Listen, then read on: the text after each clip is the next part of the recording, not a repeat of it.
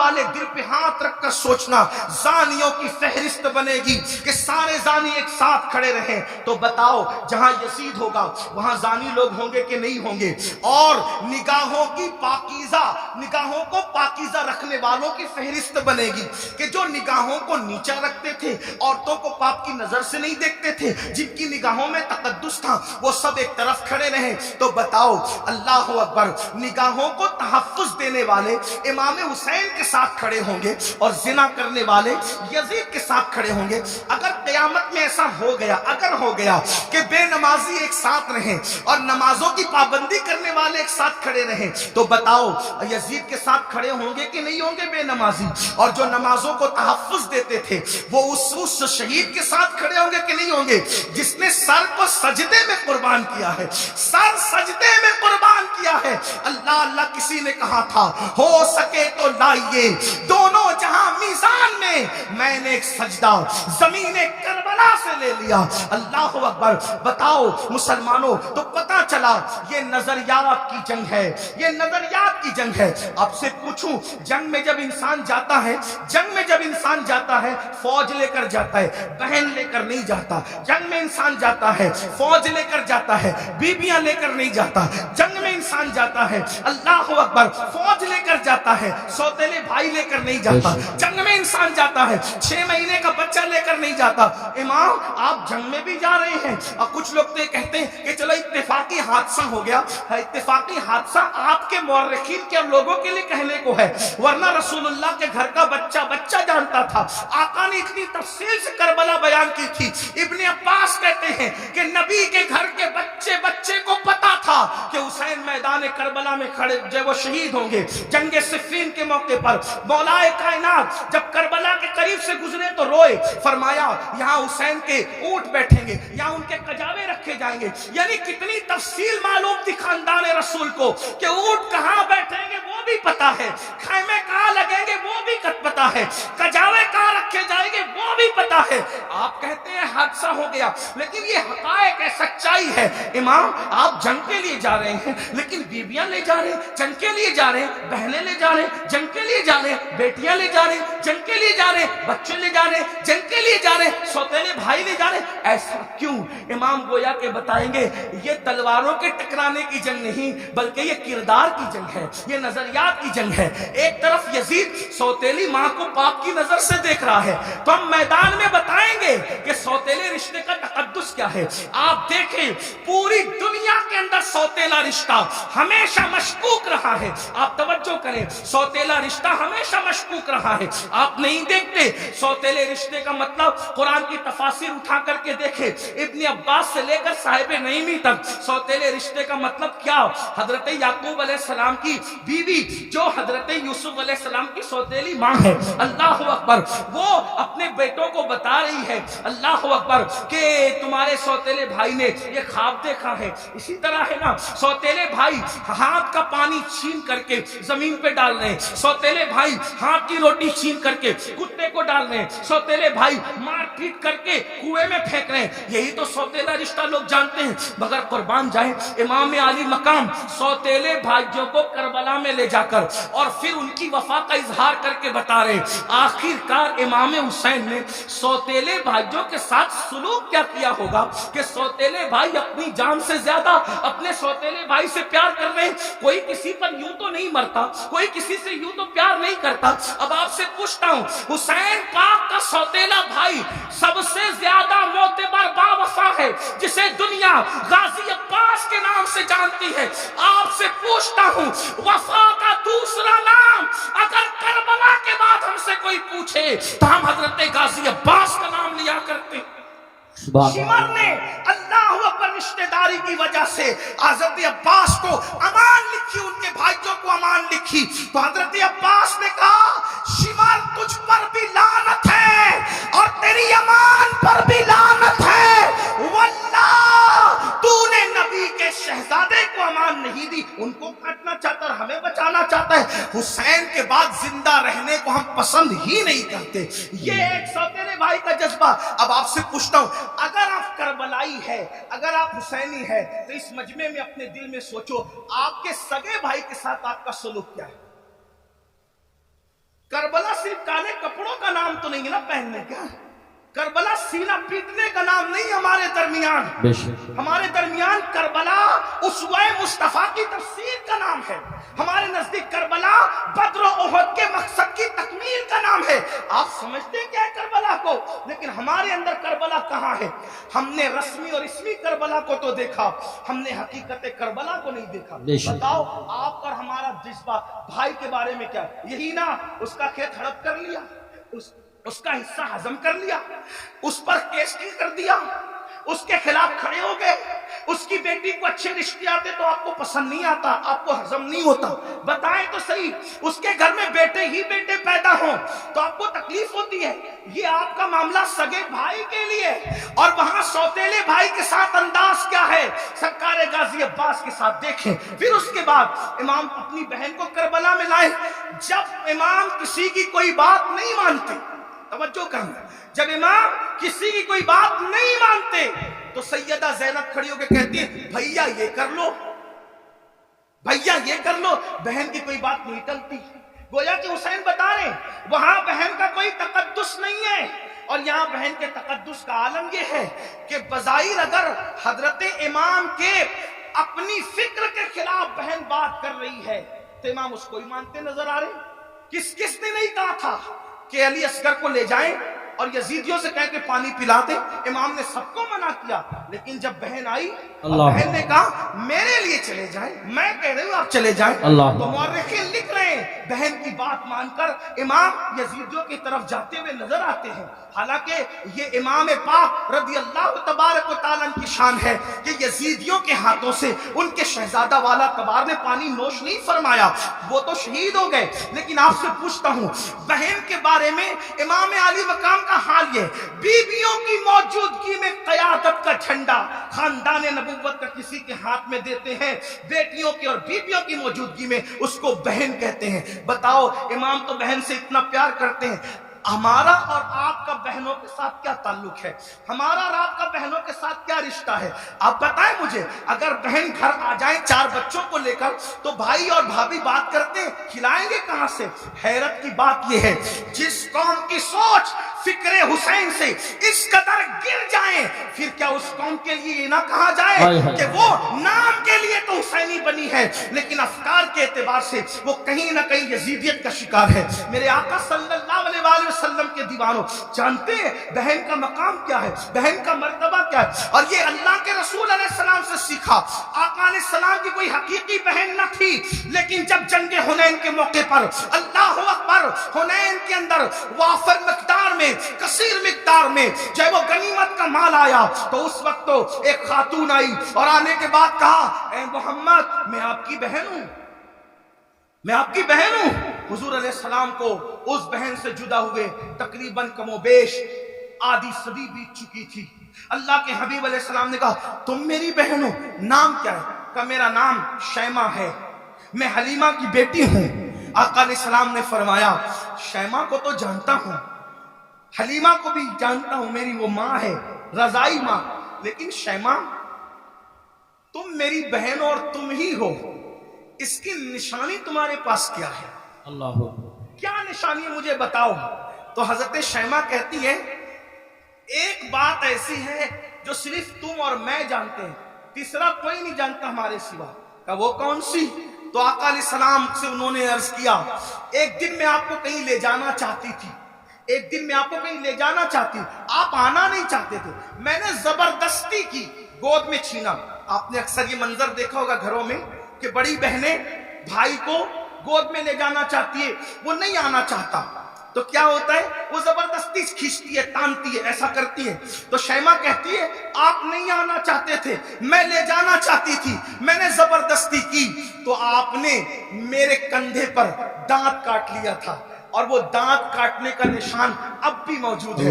हुजूर अलैहिस्सलाम ने ये सुना तो इतना हंसे अपनी शान के मुताबिक कि हुजूर अलैहिस्सलाम की दाढ़ें नजर आई। और फिर जब ये साबित हो गया कि शैमा यही है तो आका ने फरमाया ऐ मेरे सहाबा, शैमा के ससुराल की बकरियां, भेड़े, ऊंट, घोड़े जितने गनीमत में आए हैं, चूंकि ये मेरी बहन है मैं इसको वापस करता हूं, तुम लोग भी वापस करो। سبحان اللہ، نعرہ تکبیر، فرمائے اللہ بہن کا یہ یا اکرام رسول ہے، حالانکہ وہ حقیقی بہن نہیں ہے، وہ حقیقی بہن نہیں، رضائی بہن ہے۔ اکرام دیکھو، احترام دیکھو، ہمارے پاس بہن کا کیا احترام ہے۔ اگر بہن جوان ہو گئی، اس کو رشتے نہیں آ رہے ہیں تو بھائی بوجھ سمجھتا ہے، بوجھ سمجھتا ہے، اور جب بھائی بوجھ سمجھتا ہے تو وہ دیکھتی ہے کہ بھائی کا منہ اچھا نہیں، باپ بوجھ سمجھ رہے باپ کا منہ اچھا نہیں، ماں بوجھ سمجھ رہی ماں کا منہ اچھا نہیں، تو پھر ایک بیٹی یہ فیصلہ کرتی ہے جس گھر میں نہ بھائی اپنا ہو، نہ بہنیں اپنی ہو، نہ ماں اپنی ہو، نہ باپ اپنا ہو، سب تو منہ اتار کر کے مجھے بوجھ سمجھتے ہیں، تو پھر وہ مجبوراً یہ فیصلہ کرتی ہے کہ پھر باہر جہاں سے پیار مل رہا ہے، پیار اگرچہ دھوکے کی طور پہ مل رہا ہے، اللہ اکبر، پھر کیوں نہ اسی کا ہاتھ پکڑ لیا جائے۔ یاد رکھنا مسلمانوں، آج ہمارے منبروں سے یہ بات ہو رہی ہے کہ ہماری بیٹیاں بھاگ رہی ہیں، مفکرین یوٹیوب چینلوں پر بھی کہہ رہے ہیں۔ پہلی بات تو میں دو بات کرنا چاہتا ہوں۔ نمبر ایک، منبروں سے اس بات کو بہت مبالغے کے طور پہ بیان نہ کیا جائے، یہ میری گزارش ہے، ورنہ کل مستقبل میں، اللہ اکبر، مستقبل میں کل لوگ انہی تقریروں کو بنیاد بنا کر، انہی اخبارات کے آرٹیکلوں کو بتا کر ہمارے بچوں کو تانا دیں گے کہ تمہاری بیٹیاں تو بھگوڑی تھی، بھگوڑی۔ کون کی بیٹیاں بھگوڑی تھی؟ کوئی کہتا ہے 30 لاکھ چلی گئی، کوئی کہتا ہے 40 لاکھ چلی گئی، کوئی کہتا ہے 50 لاکھ چلی گئی۔ میں نے کہا حضرت جی ثبوت تو بتائیں، اتنی چلی گئی کہاں گئی، ذرا یہ تو بتائیں۔ وہ کہا میڈیا میں آیا ہے۔ میں نے کہا او نادانو، تھوڑا تو ذرا شعور کرو، ہر بات تو بولنے کی نہیں رہتی۔ اگر میڈیا کہہ دے کہ چاند ہو گیا، چاند آ گیا، تو کیا اس کی بات مانو گے؟ کہ نہیں مانیں گے۔ ہم نے کہا جس میڈیا کے کہنے پہ چاند کا آنا نہیں مانتے، اس میڈیا کے کہنے پہ بیٹیوں کا بھاگ جانا کیسے مان لیتے ہو؟ واللہ آج بھی مسلمانوں کی بیٹیوں میں اتنی غیرت ہے کہ کسی اور کی ماں میں اتنی غیرت نہیں ہے۔ لیکن کہیں کچھ گئی ہے، کہیں کچھ گئی، میں جانتا ہوں، انکار نہیں کر رہا ہوں، کہیں کچھ گئی ہے، لیکن کون گئی ہے؟ وہ گئی ہے خدیجۃ الکبریٰ کا کردار جس نے نہیں سیکھا۔ کون گئی ہے؟ عائشہ صدیقہ کا کردار جس نے نہیں سیکھا۔ کون گئی ہے؟ سیدہ فاطمہ الزہرا کا کردار جس نے نہیں سیکھا۔ کون گئی ہے؟ سیدہ زینب کا کردار جس نے نہیں سیکھا۔ وہ چند گئی ہے، لیکن یاد رکھنا ہم اتنا مبالغہ نہ کریں، اس لیے کہ باتیں ہوتی ہے، حقیقتیں ہوتی ہے۔ اللہ اکبر، اپنی باتوں کو دلچسپ بنانے کے لیے پوری قوم کی آبرو کا ہم سودا نہ کریں، تھوڑا سا ہمیں خیال کرنا ہوگا۔ اور ایک بات کہتا ہوں، لیکن چلے چند گئی تو گئی، ایک بات کہتا ہوں، بہت پورے یقین سے کہتا ہوں، علماء موجود ہیں، میرے مخدوم بھی موجود ہیں، سادات کرام بھی موجود ہیں۔ اللہ اکبر، جب تک مسلمان بیٹی کو جنت سمجھتا تھا، اس وقت تک ہماری بیٹیاں گھر سے کبھی نہیں بھاگی تھی۔ جب سے مسلمان نے بیٹی کو بوجھ سمجھا ہے، اب ہماری بیٹیاں گھروں سے جا رہی ہے، اگر جا رہی ہے چند تو بوجھ سمجھا اس لیے جا رہی۔ بیٹیوں کو بوجھ نہ سمجھو، بیٹیاں بوجھ نہیں ہے، جنت ہے۔ بیٹیاں بوجھ نہیں ہے، جنت ہے۔ بہنیں بوجھ نہیں ہے، جنت ہے، اس لیے ان کی خدمت کرو۔ کیا لوگوں کو یہ نہیں پتا؟ اللہ کے سچے رسول صادق و مصدوق نے فرمایا، بیٹی کی پرورش کرنے والا اور میں محمد جنت میں اتنے قریب ہوں گے جیسے یہ 2 انگلیاں قریب ہیں۔ آپ سے پوچھتا، یہ لوگ کہتے ہیں حضرت ایسا تعویذ ہمیشہ برکت ہے۔ میں نے کہا بیٹی اس تعویذ کا نام ہے قیامت تک برکت ہے۔ وہ کیسے؟ کا حدیث پاک میں آتا ہے، جس گھر میں بیٹی پیدا ہوتی ہے اس گھر میں فرشتے آتے ہیں اور اس کو چاروں طرف سے گھیر کر کہتے ہیں، اے کمزور جان سے پیدا ہونے والی کمزور جان، جس کے گھر میں تو پیدا ہوئی، ہم قیامت تک اللہ کے حکم سے اس کی مدد کرتے رہے۔ اب بیٹی پیدا ہو تو مدد یوں اتر رہی ہے، اور ہم نے بیٹیوں کو بہت سمجھ لیا۔ تو امام کربلا میں دیکھو بیٹی سے پیار کتنا کر رہے ہیں۔ حضرت سیدہ سکینہ، جنہیں سکینہ بھی کہتے ہیں، اب میں جو ہے وہ تلفظات کے جو ہے وہ بھول بھلیا میں آپ کو گمانا نہیں چاہتا، جو لوگ کہتے وہی کہہ کر آگے بڑھنا چاہتا ہوں، لیکن بہرحال حضرت سیدہ سکینہ کو سینے پہ سلانے کہ نہیں سلانے؟ ایک بیٹی کا مرتبہ، کربلا کے خیمے میں امام اپنی بیٹی کو سینے پہ رکھ رہے ہیں۔ آپ اندازہ تو فرمائیں، چچا بھتیجی کے کہنے پر فرات تک جا رہا ہے، یہ سب کیا ہے؟ بھائی اپنی بہن کے کہنے پر، امام علی اکبر رضی اللہ تبارک و تعالی اپنی بہن کے کہنے پر وہ سب کچھ کرتے نظر آ رہے ہیں، جس کو دیکھ کر کے انسان حیرت و استعجاب میں ڈوب جاتا ہے۔ کربلا یہ بھائیوں، کربلا اب اختتام پہ سن لے ذرا سا، کربلا رشتوں کی وفا کا نام، کربلا رشتوں کو تعظیم دینے کا نام، کربلا محبتوں کا نام، کربلا احترام کا نام، کربلا تعظیم کا نام، کربلا قرآن کے تحفظ کا نام، کربلا عقیدے کی حفاظت کا نام، اور کربلا حدیث کے صحیح مفہوم کو عملی تفسیر میں پیش کرنے کا نام، کربلا قرآن مقدس کے سانچے میں ڈھل جانے کا نام، کربلا شراب سے نفرت کا نام، کربلا زنا سے نفرت کا نام، کربلا جوئے سے نفرت کا نام، کربلا بانسری میوزک اور موسیقی کے مکمل خاتمے کی جود مسلسل کا نام، کربلا سجدوں کے لیے انسان کیا کیا قربانی دے سکتا ہے اس پیغام خاموش کا نام کربلا ہے۔ اب آپ سے پوچھتا ہوں، ہم نے کربلا سے سیکھا کیا؟ وہی گناہ میں مبتلا، وہی جرائم میں مبتلا، وہی بلاؤں میں مبتلا۔ ایک بات یہ بھی کہہ دوں اختتام پر، خاص طور پر آخر میں بات کرتے کرتے مسلمانوں ایک بات آپ سے کہہ دوں، کربلا تو صحابہ کرام کی قربانیوں کے تحفظ کا نام تھا، لیکن آج جب کربلا کا ذکر ہوتا ہے تو انہی صحابہ کو نشانہ بنایا جاتا ہے، انہی صحابہ پہ تبرہ کیا جاتا ہے، انہی صحابہ کو معاذ اللہ یہ اس لیے قرار دیا جاتا ہے کہ انہوں نے تو اہل بیت کا حق کسب کیا۔ اور وہ لڑکے جو جمعہ کی نماز بھی 2 رکعت پڑھ کے بھاگ کر آتے ایسے جیسے اسکول کی چھٹی ہونے پر بچے بھاگ جاتے ہیں، وہ صحابہ کے کردار پہ بات کرتے ہیں کہ وہ تو ایسے تھے، وہ تو ویسے تھے۔ میں پوچھتا ہوں، کس منہ سے صحابہ کو تان کرتے ہو؟ کس منہ سے صحابہ کی عظمت پر انگلی اٹھاتے ہو؟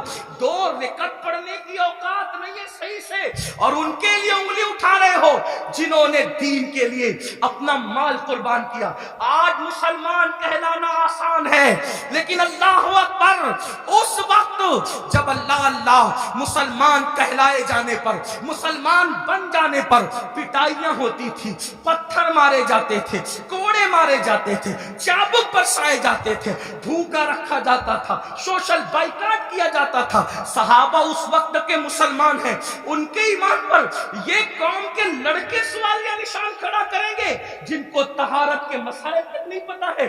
آپ سے پوچھنا چاہتا ہوں، وہ صدیق اکبر رضی اللہ تبارک و تعالیٰ عنہ جس نے وہ قربانی دی ہے کہ اللہ کے رسول نے فرمایا، جس نے اسلام کی مدد کی ہے سب کے احسان کا بدلہ ادا کیا جا چکا ہے، سوائے ابو بکر کے احسان کا بدلہ قیامت میں اللہ تبارک و تعالیٰ عطا فرمائے گا۔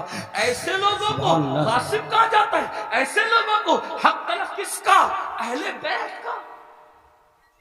مجھے بتاؤ مسلمانوں، ذرا غور کرو، اس فاروق اعظم کے بارے میں کہا جاتا ہے کہ انہوں نے یہ کیا، یہ کیا، یہ کیا۔ آپ سے پوچھتا ہوں، فاروق اعظم کا کردار پتا ہے؟ فاروق اعظم کا کردار معلوم ہے؟ فاروق اعظم کے کردار کے بارے میں علم ہے؟ اللہ اکبر، آپ کو وہ سفر یاد ہوگا، آپ وہ سفر جانتے ہوں گے، اللہ اکبر، کہ فاروق اعظم مدینہ منورہ سے چلتے، فاروق اعظم مدینہ منورہ سے چلتے اور مدینے سے چلتے ہوئے بیت المقدس جاتے ہیں۔ ایک ہی اونٹنی ہے، اپنے جوانوں کی خاص توجہ، ایک ہی اونٹنی ہے، غلام ساتھ میں جا رہا ہے۔ فاروق اعظم غلام سے کہتے ہیں سواری ایک ہے، اس لیے ہم یہ کریں گے، سواری ایک ہے، یہ کریں گے کہ تھوڑی دیر میں بیٹھوں گا، تھوڑی دیر آپ بیٹھنا، پھر میں پیدل چلوں گا، پھر تم بیٹھو گے، تم چلو گے، میں بیٹھوں گا۔ آپ سے پوچھتا ہوں، بیت المقدس تک غلام کو اس طرح لے کر کے گئے کہ نہیں لے کے گئے؟ آپ بتائیں، بولنے سے پہلے تولو، کسی کی بھی بات سن کر کے بقا مت کرو۔ جو فاروق اعظم ایک غلام کی حق تلفی نہ کریں، جو فاروق اعظم ایک غلام کی حق تلفی نہ کریں، وہ فاروق اعظم اپنی آقا زادی سیدہ فاطمہ الزہرا کی حق تلفی کیسے کر سکتے ہیں؟ آپ جانتے ہیں، کبھی غور تو کیا ہوتا، کبھی سوچا تو ہوتا، جس سے جو سنا وہی بکنا شروع کر دیا۔ میرے آقا علیہ السلام فرماتے ہیں، میرے اصحاب کو برا مت کہو، میرے صحابہ کو برا مت کہو، اور اسی کربلا کی بات کرتے ہوئے صحابہ پہ تبرہ کیا جائے، مسلمانوں کیا منہ لے کر کے اٹھو گے؟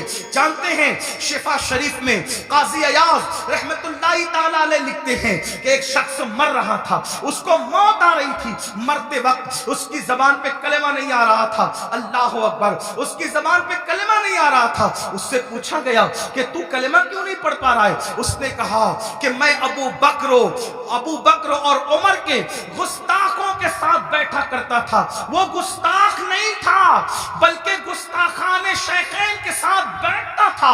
اللہ اکبر۔ تو جو گستاخان شیخین کے ساتھ بیٹھے، صرف بیٹھے، مرتے وقت اس کی زبان پہ کلمہ نہیں آتا، جو گستاخی کرے اس کا کیا انجام ہوگا؟ یہ دنیا چند دن کی ہے، یہ دنیا چند لمحے کی ہے۔ بندوں کی خوشی کے لیے اللہ کو ناراض نہ کرو۔ واللہ ورسولہ احق ان یرضوا، اللہ اور اس کا رسول اس بات کے زیادہ حقدار ہیں کہ ان کو راضی کیا جائے۔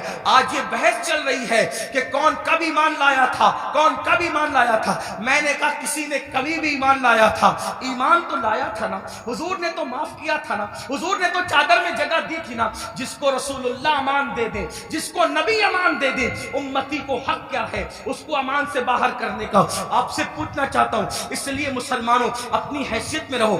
اعلیٰ حضرت امام محمد رضا محدث بریلوی فتاوی رضویہ شریف میں لکھتے ہیں، عالم ربانی کی توہین کرنے والا کفر تک جاتا ہے۔ جب عالم ربانی کی توہین کرنے والا کفر تک جاتا ہے، جو صحابہ کی توہین کرے، صحابہ کو گالیاں دے، یاد رکھنا اسٹیج پر کچھ بھی کہو، کمرے کی گفتگو تو اللہ سن رہا ہے، دلوں کا حال تو اللہ دیکھ رہا ہے۔ اس لیے ان کے لیے دلوں میں کینہ نہ رکھو، ان کے لیے دلوں میں عداوت نہ رکھو۔ مسلمانوں کیا بات ہے، اگر رسول اللہ اونٹ کے چمڑے کی نالین پہن لے تو ہم اس نالین کو سر پہ رکھتے ہیں۔ آخر اونٹ کا چمڑا نہ دیکھا، کیا دیکھا؟ رسول اللہ کی نسبت دیکھی۔ تو جب رسول اللہ کی نسبت کی وجہ سے اونٹ کا چمڑا سر پہ رکھا جاتا ہے تو رسول اللہ کی نسبت کی وجہ سے اصحاب مصطفیٰ کی تعظیم کیوں نہیں کی جاتی، ان کا احترام کیوں نہیں کیا جاتا؟ لیکن ایک بات یہ بھی خیال رکھنا، ایک طبقہ وہ ہے کہ اللہ جو صحابہ کو ہلکا جان رہا ہے، صحابہ کی بیعت بھی کر رہا ہے، کمروں میں بیٹھ کر کے اپنے ماننے والوں کو ان کے خلاف کان بھر رہا ہے، لیکن دوسرا طبقہ وہ بھی نظر آ رہا ہے کہ جب اہل البیت پر کوئی گفتگو ہوتی ہے تو پھر اس کا منہ اترتا ہے کہ یہ اہل بیت کی فضیلت پڑھنے والا کوئی رافضی تو نہیں ہو گیا۔ ہم کہتے ہیں اللہ کے بندو، اہل بیت کی فضیلت پڑھنا رافضیت نہیں ہے، بلکہ صحابہ کی گستاخی کرنے کا نام رافضیت ہے۔ ورنہ دیکھو، اللہ اکبر، ہمارے جتنے بزرگان دین ہیں سب نے کھل کھل کر، کھل کھل کر صحابہ کی عظمت بھی بیان کی اور اہل بیت کی عظمت بھی بیان کی۔ آج اگر محفل میں نعرہ حیدری لگے تو کچھ لوگوں کے چہرے یوں اترتے ہیں، ہم نے خود منبر پہ محسوس کیا، ان کے نام نہیں جانتے وہ کون لوگ ہیں، اللہ اکبر، کہ محفل میں علی کا نعرہ لگ رہا ہے، کہیں رافضیوں کی محفل تو نہیں۔ میں نے کہا یہ فکر صحابہ نہیں ہے، فکر اہل سنت نہیں ہے۔ ہماری محفلوں میں صحابہ کے ساتھ علی مرتضیٰ کا نعرہ لگتا تھا، لگتا ہے اور انشاءاللہ لگتا رہے گا، بلکہ صحابہ نے تو معیار قرار دیا ہے ایمان کا علی مرتضیٰ کو۔ فرمایا جب لوگوں میں بدعتیں پھیلنے لگی، فتنے اٹھنے لگے تو محفلوں میں لوگ آتے تو ہم سوچتے کون اپنا اور پرایا ہے، تو جب لوگوں کو چھانٹنا چاہتے، لوگوں کو تقسیم کرنا چاہتے، اپنی اور پرائے کا فرق کیا ہے، تو ہم ذکر علی کرنے لگتے۔ علی کا ذکر سن کر جن کے چہرے کھل جاتے سمجھ جاتے ایمان والا ہے، جس کا چہرہ اتر جاتا سمجھ جاتے کہ منافق۔ نعرہ تکبیر، اس لیے نعرہ ذکر رسالت۔ علی کرو مگر احترام صحابہ کے ساتھ، ذکر اہل بیت کرو احترام صحابہ کے ساتھ، صحابہ کا ذکر کرو اہل بیت کی تعظیم کے ساتھ، کیونکہ یہ دونوں رسول اللہ سے منسوب ہیں۔ بلکہ یوں کہہ لیں حضور کے ارد گرد ستارے گردش کر لیں، جو گردش گھر کے اندر کر لیں ان کو اہل بیت کہتے ہیں، اور جو گھر کے باہر کر لیں ان کو صحابہ کہتے ہیں۔ حضور کی نسبت کا خیال کرو۔ آئیے اپنی بات کو اختتام تک پہنچاتے ہوئے یہ بات عرض کروں، مسلمانوں ہم نے باتیں بہت کی، بہت باتیں کی، ہم سب جگہ ہیں، عمل کے میدان میں نہیں، عمل سے کورے ہیں، زندگی گناہوں میں ڈوبی ہوئی ہے۔ یاد رکھنا اللہ کی بارگاہ میں ہمیں اور آپ کو پہنچنا ہے، اللہ کو منہ دکھانا ہے، اللہ کی بارگاہ میں کھڑے ہونا ہے۔ آئیے آج سے پہلے کچھ کیا، جو کیا سچی توبہ کریں، اللہ کی طرف پلٹیں، اللہ کی طرف واپس آئیں۔ یاد رکھیے انسان جہاں جا کر جرم کا اعتراف کرے، جہاں جا کر اعتراف جرم کرنے سے انسان کی عزت گھٹتی ہے، لیکن ایک میرے اللہ کا در ہے، جہاں آ کر انسان اقبال جرم کر لے تو میرا اللہ عزت گھٹاتا نہیں بلکہ عزت کو بڑھا دیتا ہے۔ آؤ توبہ کرو۔ آج محرم شریف کی پہلی تاریخ ہے۔ یہ محرم شریف حرمت والا مہینہ ہے، حرمت والا، یعنی جن 4 مہینوں کی حرمت اللہ نے روز اول سے مقرر کی ہے اس میں محرم الحرام بھی ہے۔ اور اللہ کے رسول علیہ السلام کی ایک حدیث یہ ہے کہ رمضان شریف کے بعد سب سے زیادہ جس مہینے کے روزے کی اہمیت ہے وہ ماہ محرم الحرام کے روزے، ماہ محرم شریف کے روزے۔ ان دنوں کو خرافات بدعات میں گزارنے کی بجائے عبادات میں گزار، ہو سکے تو یہ طے کر لو کہ روزانہ میں نے نبی اور آل نبی پر 1000 بار درود شریف پڑھنا ہے۔ آپ کہیں گے لوگ کہتے ہیں ارے بہت ٹائم لگے گا، کوئی ٹائم نہیں لگے گا۔ صلی اللہ علیہ وآلہ وسلم، یہ بہت مختصر درود شریف، بہت مختصر درود شریف۔ اگر اس درود شریف کو آپ نے پڑھا 1000 بار، صرف 20 منٹ کا ٹائم لگے گا، 20 منٹ درود شریف پڑھو۔ اس کے بعد جیسا کہ آپ نے پہلے بھی سنا، صدقہ دو، خیرات دو۔ اور ایک بات آپ کو کہوں، اس کو بھی دھیان سے، کہ جو ہم خرافات پر اور بدعات پر پیسہ خرچہ کرتے ہیں، اس پیسے کو اٹھا کے آپ وہ سادات کرام جو مالدار نہیں ہیں ان پہ خرچہ کریں، وہ علماء کرام جو مالدار نہیں ان پہ خرچہ کریں۔ اس سے کیا ہوگا؟ خرافات اور بدعات کے بارے میں توجہ کرنا۔ 2 گروپ ہیں، ایک گروپ کہتا ہے جائز ہے، ایک گروپ کہتا ہے ناجائز ہے۔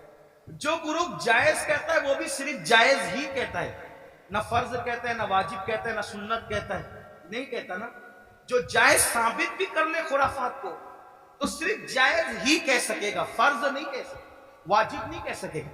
لیکن بھائیوں، اپنے مسلمان بھائی کی مدد کرنا تو اللہ نے ہم پہ فرض کیا ہے، بلکہ یہاں تک فرمایا کہ جب تک تم اپنے مسلمان بھائی کی مدد کرتے رہو گے اللہ تمہاری مدد کرے گا۔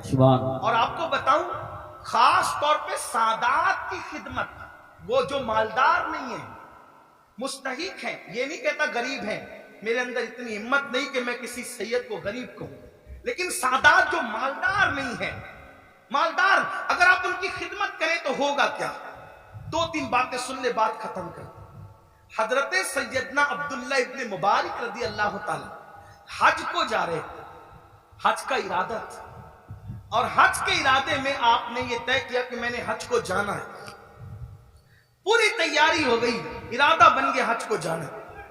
عبداللہ ابن مبارک کو پتا چلا کہ میرے پڑوس میں ایک سید صاحب رہتے ہیں اور وہ اس وقت تھوڑا پریشان حال ہے، حالات کے ستائے ہوئے اور حالات کے مارے ہوئے۔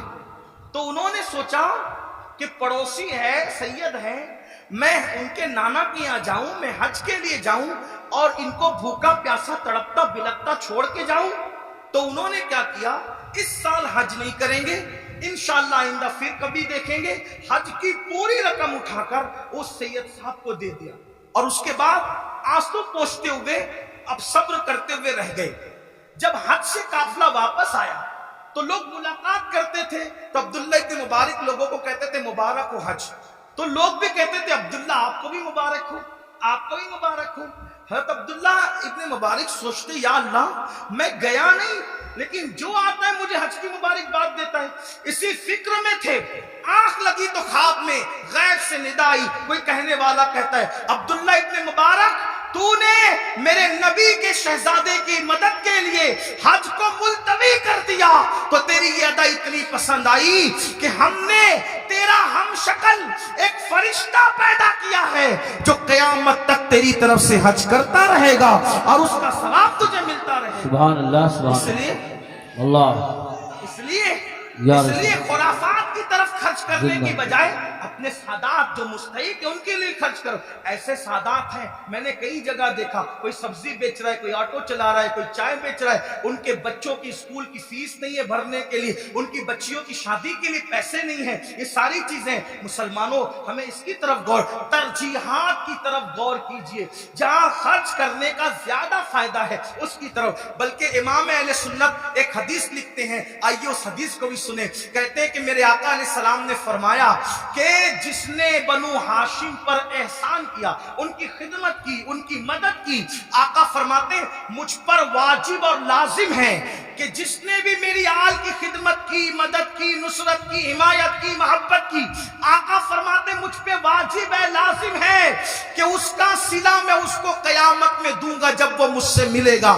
یہ حدیث لکھنے کے بعد میرے امام کہتے ہیں جس کا مفہوم یہ ہے, سنیوں دوڑو اور سادات کی خدمت کر لو, اس لیے کہ نبی کس کس کو ملیں گے, کس کس کو نہ ملیں گے, الگ عنوان